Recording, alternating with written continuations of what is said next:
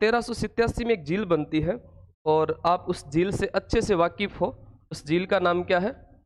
पिछोला झील। 1387 में राणा लाखा के समय में एक झील बनी थी जिसका नाम था पिछोला झील। पिछोला झील थी, झील जिसका नाम था पिछोला झील। और पिछोला झील जिसका निर्माण किसने करवाया था? पिछोला झील का निर्माण करवाया था पिछू या छित्रमल बंजारे ने। पिछू या छित्रमल बंजारे ने कौन सी झील का निर्माण करवाया था? पिछोला।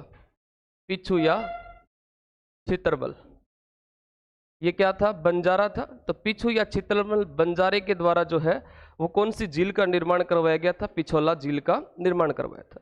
देखो पिछोला झील जो है कुछ इस प्रकार से मैं आपको दिखाता हूं। मान लीजिए ये पिछोला झील है, आपको पता है कैसी है, मैंने सिर्फ ऐसा बनाया है। आप ये मत सोचना कि गुरुजी हमारी झील इसी थोड़ी है ना, वो तो अंदर से है, आपने बाहर से बना दिया। मान लो कि भाई ये पिछोला झील है और इसका निर्माण किसके द्वारा करवाया गया है? तो इसका निर्माण जो है वो पिछू या छित्रमल बंजारे के द्वारा करवाया गया है। इस झील का निर्माण 1387 में हुआ था और इस झील के यहाँ पर एक क्या बना है? मंदिर बना है। इस झील के यहाँ पर एक क्या बना है? मंदिर बना है। और एक इस झील के यहाँ पर क्या बना है? महल बना है। एक यहाँ पे मंदिर बना है और एक क्या बना है? महल बना है। एक मंदिर है और एक क्या बना है? यहाँ पर महल बना है। कौन सी झील के यहाँ पर बना है? पिछोला झील के यहाँ पर एक मंदिर है और दूसरा क्या है? महल है। अब यहाँ पर क्या है कि जो मंदिर और महल दोनों, इनका निर्माण जो था, इसकी नींव किसके द्वारा रखी गई है? तो इसकी नींव रखी गई है करण सिंह के द्वारा। किसके द्वारा? करण सिंह के द्वारा। मेवाड़ के महाराणा करण सिंह जो थे, इन्होंने इन दोनों की क्या रखी थी? नींव रखी थी, जिनमें से एक को तो हम क्या कहते हैं? जग मंदिर कहते हैं। क्या कहते हैं? जग मंदिर कहते हैं। और एक को हम क्या कहते हैं? जग महल कहते हैं। एक जग मंदिर है और एक क्या है? जग महल है। इन दोनों की नींव किसके द्वारा रखी जाती है? करण सिंह के द्वारा। परंतु जो मंदिर था, इस मंदिर का निर्माण पूर्ण किसने करवाया था? निर्माण पूर्ण करवाया था जगत सिंह प्रथम ने। जगत सिंह प्रथम जो है, इसने इसका निर्माण पूरा करवाया था। और महल का निर्माण पूरा किसने करवाया था? तो इस महल का निर्माण पूरा जो है ये करवाया था आपके जगत सिंह सेकंड ने। जगत सिंह सेकंड ने करवाया था। नींव दोनों की कौन रखते हैं? करण सिंह रखते हैं। जग मंदिर और जग निवास जिसको हम बोलते हैं, उन दोनों की नींव रखी जाती है करण सिंह के द्वारा। जग मंदिर का निर्माण पूर्ण किया था जगत सिंह फर्स्ट ने और जग महल जो है इसका निर्माण पूर्ण किया था जगत सिंह सेकंड ने। इस झील के यहाँ पर एक और छोटा सा मंदिर है, धौला मंदिर के नाम से प्रसिद्ध है। धौला मंदिर देखा है क्या? धौला मंदिर। धौला मंदिर भी कौन सी झील के किनारे है? पिछोला झील के किनारे है। यहाँ पर क्या होता है कि एक नटनी का चबूतरा बना है। इस पिछोला झील के यहाँ पर क्या बना है? नटनी का चबूतरा बना है। नटनी का चबूतरा बना है। नटनी का चबूतरा कौन सी झील के यहाँ पर बना है? पिछोला झील के यहाँ पर बना है। और इस नटनी का नाम क्या था? गलकी नाम था। क्या नाम था? गलकी नाम था। एक दिन कहा जाता है कि राणा लाखा के समय में जब ये झील बनती है तो राणा लाखा बड़े राजी होते हैं, बड़े खुश होते हैं कि मेरे राज्य के अंदर इतनी बड़ी झील बनी है। तभी कहते हैं कि कोई एक नट था और नट घूमता घूमता लाखा के दरबार में आ जाता है और नट लाखा के दरबार में आकर कहता है कि महाराज, इतने राजी होने की आवश्यकता नहीं है, जो आपके यहाँ पर झील बनी है ये इतनी भी बड़ी नहीं। लाखा ने कहा कैसे? बोला मेरी पत्नी है नटनी जो रस्सी पे चलती है, गलकी नाम है जिसका। लाखा ने कहा भाई आप नट हो, नटों का काम ही रस्सी पे चलना होता है, उसमें ऐसा क्या खास है? बोले महाराज खास ये है कि वो पिछोला पार कर सकती है। लाखा ने कहा पिछोला कैसे पार कर सकती है? पिछोला इतनी भी छोटी नहीं है, तुम्हें पता है कितनी लंबी है पिछोला, कैसे पार करेगी? उसने कहा महाराज कर दिया तो? लाखा ने कहा आदम में वाड़ तेरा, अगर तुम्हारी पत्नी नटनी ने इस पिछोला झील को पार कर दिया तो आधा मेवाड़ तेरा। उसने कहा डन। तो उस झील के दोनों किनारों पर पोल बांधे गए, रस्सी बांधी गई। आसपास के लोग जो थे वो देखने के लिए वहां पर इकट्ठे होते हैं और लोग देखने के लिए इकट्ठे हुए और नटनी उस रस्सी के माध्यम से उस झील को पार करने लगती और आधी पिछोला पार कर दी थी उसने। तब राणा लाखा और राणा लाखा की रानियों को लगा कि मेवाड़ जाने वाला है, आधा मेवाड़ किसका हो जाएगा? इस नट का हो जाएगा। तो बोले क्या किया जाए? तो कहा जाता है कि उन दोनों का कोई एक छोटा बच्चा था और वो पास में खेल रहा था। और राणा लाखा की किसी पत्नी ने जाके उसको एक थप्पड़ मार दिया। बच्चा रोया, और जब बच्चा रोता है तो माँ को सुनाई दे देता है, क्योंकि अक्सर बच्चा चाहे कहीं पर भी रो रहा हो, उसकी मम्मी को पता चल जाता है, उसकी मम्मी के मन को पता चल जाता है कि मेरे बच्चा जो है वो किसी न किसी तकलीफ में है। और दूसरा, अगर दूध कहीं पर भी उफड़ रहा हो ना, तो औरतों को पता चल जाता है। हम चाहे उसके पास में बैठे रहें, हमारे पास में रसोई में अगर दूध उफड़ रहा है ना, हमें नहीं पता चलेगा। और मम्मी बाड़े के अंदर पशुओं को चारा डाल रही है, और वहां तक उसको खुशबू आ जाती है कि दूध जो है वो उफन रहा है, और वो भाग कर आती है कि तूने दूध से ये ढक्कन नहीं हटाया। बोले कैसे? बोले दूध उफन रहा था। कहाँ पे? बोले तेरे पास में, क्योंकि हमें पता नहीं चलता है। और जैसे ही उस बच्चे को थप्पड़ मारा, वो बच्चा रोया, और बच्चा रोते ही नटनी का ध्यान भटक गया। नटनी का ध्यान भटका, और बस वो नजरों का ही खेल होता है, नजरें हटी और दुर्घटना घटी। नटनी झील के अंदर जाती है, और झील के अंदर जाते ही नटनी की क्या हो जाती है? मृत्यु हो जाती है। जब नटनी यहाँ पर मर जाती है तो नट भागा भागा लाखा के पास आता है कि महाराज, आपके पास तो ऐसी 15-20 है, मेरे पास तो एक ही थी, उसको आपने ऐसे मार दिया, मैं क्या करूँगा? लाखा ने कहा, मैं तुम्हारी पत्नी के लिए क्या बना दूंगा? चबूतरा बना दूंगा। तो राणा लाखा ने पिछोला झील के किनारे एक चबूतरा बनाया था, और वो चबूतरा किसका है? नटनी का है। और नटनी का नाम क्या था? गलकी नाम था। अगर आपसे पूछा जाए कि नटनी का चबूतरा अगर पिछोला झील के किनारे है, तो नटनी का बाड़ा कहाँ पर है? नटनी का बाड़ा कहाँ पर है? नटनी का बाड़ा या नटनी का उद्यान कहाँ पर है? नटनी का बाड़ा या नटनी का उद्यान है अलवर में। नटनी का चबूतरा अगर यहाँ पर है, तो नटनी की छतरी कहाँ पर है? नटनी की छतरी जालोर में है। जो अपना जालोर का दुर्ग है, उस जालोर के दुर्ग के बाहर किसकी छतरी बनी है? नटनी की छतरी बनी है। और नटनी का चबूतरा कौन सी झील के किनारे बना है? पिछोला झील के किनारे। किसके द्वारा बनवाया गया था? राणा लाखा के द्वारा। क्योंकि राणा लाखा के समय में उस नटनी ने किसको पार करने का प्रयास किया था? पिछोला को पार करने। पिछोला झील का निर्माण 1387 ईस्वी के अंदर पिछू या चित्रमल बंजारे के द्वारा राणा लाखा के समय में करवाया जाता है। उसके बाद में राणा लाखा के दरबार में 2 कवि रहा करते थे, 2 विद्वान थे। और लाखा के जो दरबारी विद्वान थे, दरबारी विद्वान जो है, जिनका नाम था जोटिंग भट्ट और दनेश्वर भट्ट। एक का नाम तो था जोटिंग भट्ट, और एक का नाम क्या था? दनेश्वर भट्ट। जोटिंग भट्ट और दनेश्वर भट्ट, ये दोनों राणा लाखा के दरबारी थे, दरबारी विद्वान थे। और जैसी राणा लाखा की मृत्यु होती है 1321 में, 1421 है, 1421 में राणा लाखा की मृत्यु हो जाती है। 1421 में लाखा की मृत्यु होती है। 1421 में लाखा की मृत्यु हुई थी। और जैसे ही लाखा की मृत्यु होती है, तो लाखा का पुत्र राजा बनता है, पुत्र जिसका नाम क्या था? महाराणा मोकल नाम था। क्योंकि हंसाबाई के साथ में जो शादी हुई थी, उस शादी में एक शर्त रखी गई थी, और शर्त यह थी कि हंसाबाई से उत्पन्न होने वाली संतान को आगे का क्या बनाना है? उत्तराधिकारी बनाना है। तो आगे का जो उत्तराधिकारी बनता है, जिसका नाम क्या आता है? महाराणा मोकल नाम आता है। तो लाखा जी के बाद में जो राजा बनता है, लाखा का बेटा राजा बना था, और लाखा के उस बेटे का नाम क्या था? महाराणा मोकल नाम था, महाराणा मोकल। और महाराणा मोकल का समय था 1421 से लेकर 1433 ईस्वी तक का समय किसका आता है? महाराणा मोकल का आता है। 1421 तक लाखा थे, और लाखा के बाद में राजा कौन से बनते? महाराणा मोकल बनते, जिनका समय 1421 से लेकर 1433 तक था। कुछ बेसिक बातें महाराणा मोकल की, जैसे महाराणा मोकल का जन्म कब होता है? तो महाराणा मोकल के जन्म के लिए कहा जाता है कि महाराणा मोकल का जन्म हुआ था 1409 में। 1409 में मोकल का जन्म होता है। मोकल के पिता का नाम क्या था? पिता का नाम था राणा लाखा। पिता का नाम था राणा लाखा।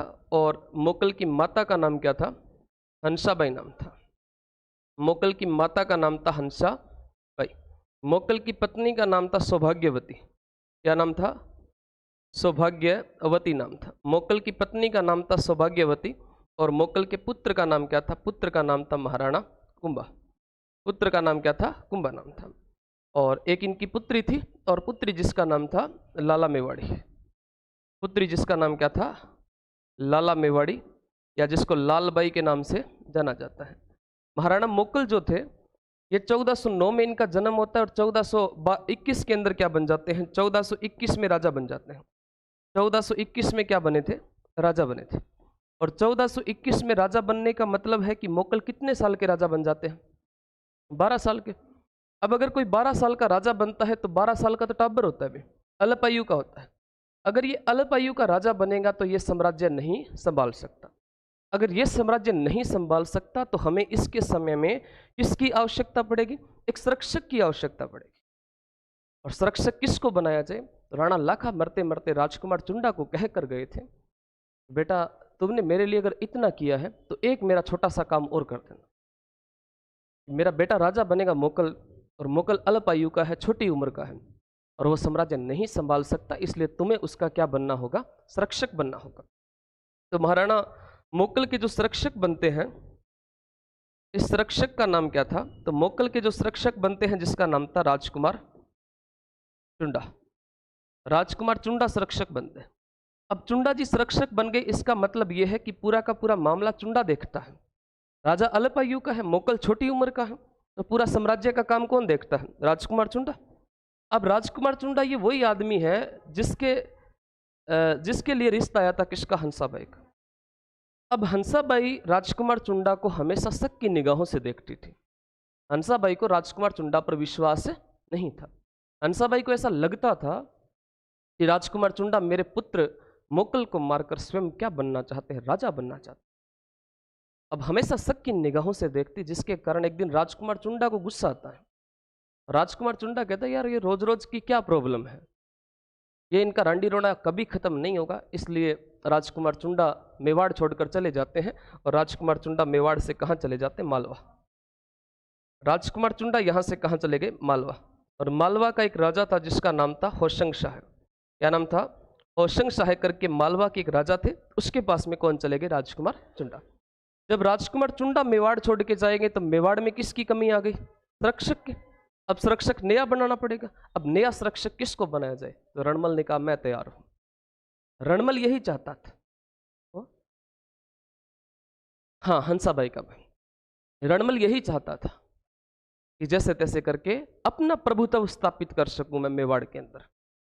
अब रणमल को पता था कि अगर थोड़ा सा भी मुझे मेवाड़ के अंदर प्रवेश करने का या मेवाड़ में हस्तक्षेप करने का मौका मिल गया तो उसके बाद में मैं पूरा का पूरा हस्तक्षेप कर लूं। अब यहाँ पे संरक्षक बना दिया जाता है हंसाबाई के भाई को, जिसका नाम क्या था, रणमल। और रणमल के लिए कहा जाता है कि दीवार में आड़ा और घर में साड़ा ठीक नहीं होते हैं। एक तो दीवार में क्या नहीं होना चाहिए, आड़ा। आड़ा समझते हो, जैसे मतलब ये ऐसे बनाया गया है, वो छोटे छोटे आड़े बनाए जाते थे ना पहले दुर्गों के अंदर, आज भी आपको देखने को मिल जाएंगे। हमारे क्षेत्र में तो आज भी घरों के अंदर ऐसे बनाए जाते हैं, यानी एक मंदिर के टाइप इस प्रकार से करके और ऐसे करके छोड़ देते हैं, तो दीवार में आड़ा होता है। दीवार में आड़ा और घर में साड़ा। साड़ा कौन था, रणमल। किसका साड़ा था, लाखा का साड़ा ही तो था। दीवार में आड़ा और घर में साड़ा ठीक नहीं होते, ये सत्यानाश करके छोड़ देते हैं। और ऐसा किसने किया था, रणमल ने किया था। रणमल को नया संरक्षक बनाया, रणमल राठौड़ था। अब अगर रणमल राठौड़ है तो रणमल मेवाड़ के सिसोदियाओं को जानते हैं कि मारवाड़ के राठौड़ों को जानते हैं, वो तो राठौड़ों को जानेगा, क्योंकि बंदा जहां का है अपने क्षेत्र के लोगों को जानेगा। तो मान लो कि मैं यहाँ पर उदयपुर में आया हूँ, और अगर मेरे को आवश्यकता पड़ेगी किसी भी फैकल्टी पैनल की तो मैं कहाँ से लेकर आऊँगा, मेरे क्षेत्र से लाऊंगा। और मैं सबसे पहले मेरे क्षेत्र से ले आया, एक को तो मैं ले आया, हिंदी वाले गुरुजी, ये मेरे क्षेत्र के हैं, मेरे को एक का मौका मिला, मैं एक को ले आया। अगर और मेरे को मौके मिलेंगे तो मैं वहां से उठा उठा के और ले आऊंगा, क्योंकि जो क्षेत्र का बंदा होता है उसको लाने का प्रयास करते हैं। अब रणमल जानता है राठौड़ों को, तो मेवाड़ के सिसोदियों को नहीं जानता है। और मेवाड़ के अंदर बड़े बड़े जो पद थे उनके ऊपर रणमल ने राठौड़ों को नियुक्त करना प्रारंभ कर दिया। अब रणमल मेवाड़ के उच्च पदों पर राठौड़ों को नियुक्त करेंगे तो मेवाड़ के सिसोदिया चुप थोड़ी बैठेंगे। मेवाड़ के सिसोदिया नाराज हुए और सिसोदिया मेवाड़ छोड़कर धीरे धीरे मेवाड़ से निकलने लगे। मतलब पूरा का पूरा मामला जो है वो धीरे धीरे खराब होने लगता है। मोकल को भी पता चल गया था मामा काम खराब कर रहा है, पर करें क्या। मम्मी को कैसे विश्वास दिलाएं कि आपका भाई अच्छा नहीं है, और माँ को कभी नहीं लगता है, अपनी मम्मी को अपने भाई से बड़ा प्रेम होता है। आप अक्सर ध्यान रखना, कि एक अपने बुआ जी के बच्चे घर में आते हैं, एक अपने मामा जी के बच्चे घर में आते हैं। मम्मी के चेहरे पे खुशी किस टाइम होती है? मामा वाले आते हैं। जब मामा वाले आते हैं तो मम्मी भाग भाग के काम करती है उनके लिए, बेटा तेरे को ये बना दूं, वो बना दूं, ये कर ले, वो कर ले, ये खा ले। बुआ जी वाले आते हैं तो हम कहते हैं मम्मी बुआ का चोर आया है, ठीक है बाहर बिठा दे, चाय पिला दे, है ना। क्योंकि मम्मी को अपने वालों से क्या होता है, ज़्यादा प्रेम होता है। तो मैं कई बार मेरी मम्मी को बोलता हूँ कि मम्मी जब मामा जी के बच्चे आते हैं तब आपके अंदर इतनी खुशी आती है, और जब बुआ जी वाले आते हैं तो आप ऐसे थोड़े चिड़चिड़े से कैसे रहते हो? अरे अच्छा तेरे को ज़्यादा पता है क्या? मैं दोनों को एक समान ही मानती हूँ, लेकिन नहीं, ये वास्तविकता है। ओके, आपका जी का पीर गाँव है नहीं, वह सारी लुगाइयाँ ना अच्छा लगे, अच्छे लगते हैं वो, है ना। अरे पीर वाले तो अच्छे लगेंगे, पीर वाले तो अच्छे लगते हैं। जिनकी शादी हो चुकी है उनके पीहर से तो कहते हैं कि अगर मोरियो भी आ जाए नहीं तो फिर भी क्या, भी मेरे पीर गो है ना। वहां से तो कोई जानवर भी आता है तो भी कहते हैं मेरे पीर का है, उसका भी मान सम्मान किया जाता है, तो पीर प्यारा हुआ है अभी। तो यहाँ पर जो रणमल था ये उच्च पदों पर राठौड़ों की नियुक्ति करना क्या कर देते हैं प्रारंभ, जिसके कारण मेवाड़ के सिसोदिया मेवाड़ छोड़कर जाने लगे। तभी थोड़े दिन के बाद में 1428 के अंदर मोकल जी ने एक युद्ध किया था, और उस युद्ध का नाम था रामपुरा का युद्ध। कौन सा युद्ध करते हैं? रामपुरा का युद्ध हुआ था। 1428 में एक युद्ध हुआ था और उस युद्ध का नाम क्या था? रामपुरा का। और रामपुरा के युद्ध में एक तरफ तो महाराणा मोकल थे और दूसरी तरफ कौन थे? नागौर के फिरोज खां थे। नागौर के कौन थे? फिरोज खां। नागौर के फिरोज खां और महाराणा मोकल के मध्य कौन सा युद्ध होता है? रामपुरा का युद्ध होता है। कब हुआ था? 1428 में। इस युद्ध में मोकल की क्या हो गई? विजय हो गई। मोकल ने राजा बनने के बाद में अपने जीवन का पहला युद्ध किया था, कौन सा? रामपुरा का। और पहले युद्ध के अंदर मोकल की क्या हो जाती है? विजय हो जाती है। और अगर पहले ही युद्ध के अंदर किसी राजा की विजय हो जाती है तो उसके हौसले और बुलंद हो जाते हैं। और मोकल अपने मामा को कहता है कि मामा अब मैं बड़ा हो गया हूं, अब मैंने युद्ध भी जीत लिया, अब मैं अपने आप ही संभाल लूंगा, आप अपने घर जाओ। रणमल को लगा यार ये तो निकालने पे आ गए। रणमल लगा नहीं बेटा अभी तू टाबर है, अभी तू बच्चा है, थोड़ा बड़ा हो उसके बाद में मैं अपने आप ही चले जाऊंगा। और 1433 के अंदर एक अभियान होता है जिस अभियान का नाम था गुजरात अभियान। 1433 में मोकल ने कौन सा अभियान किया था? मोकल ने गुजरात अभियान किया था। 1433 में मोकल के द्वारा कौन सा अभियान किया जाता है? उस अभियान का नाम था गुजरात। और गुजरात के इस समय जो राजा थे जिसका नाम था अहमद शाह। क्या नाम था? अहमद शाह नाम था। गुजरात के राजा का नाम क्या था? अहमद शाह नाम था। और महाराणा मोकल जो थे, इस मोकल के साथ में यहाँ पर कौन कौन जाते हैं? तो एक तो जाते रणमल, और जहाँ पे रणमल जाएगा तो रणमल का बेटा भी जाएगा जिसका नाम क्या था? जोधा। रणमल भी जाएगा और रणमल के साथ में रणमल का पुत्र जाएगा जिसका नाम है जोधा। इसके अलावा दो सैनिक चाचा और एक जिसका नाम क्या था? मेरा, और एक इनके साथ में जाते हैं महपा पंवार। ये सारे सैनिक मिलकर मोकल जी के साथ में कौन से अभियान में जा रहे हैं? गुजरात अभियान। और रास्ते में एक जगह थी जिस जगह का नाम था जिलवाड़ा। कौन सी जगह थी? जिलवाड़ा। और इस जिलवाड़ा नामक जगह के ऊपर एक वृक्ष बना था और इस वृक्ष के नीचे शाही सेना विश्राम कर रही थी। और जब इस वृक्ष के नीचे शाही सेना विश्राम कर रही थी तभी रणमल चाचा मेरा और महपा पंवार को कहते हैं कि किसको मार दो? मोकल को मार दो। और 1433 में रणमल के कहने पर चाचा मेरा और महपा पंवार ने मिलकर किसकी हत्या कर दी? मोकल की हत्या कर दी। इन तीनों ने मिलकर जिलवाड़ा नामक स्थान पर किसकी हत्या कर दी थी? मोकल की हत्या।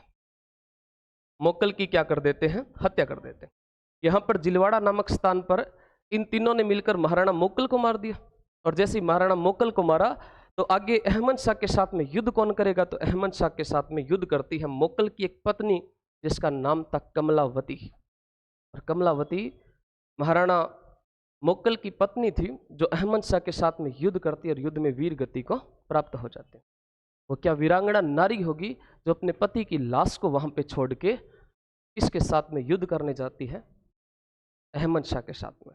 और वहां पर सती होने की बजाय उस महिला ने मरना या लड़ना कबूल किया था और लड़के मरी थी वो। और उस महिला का नाम क्या था? कमलावती। और सौभाग्यवती जो थी ये सती होती है किसके साथ में? महाराणा मोकल के साथ।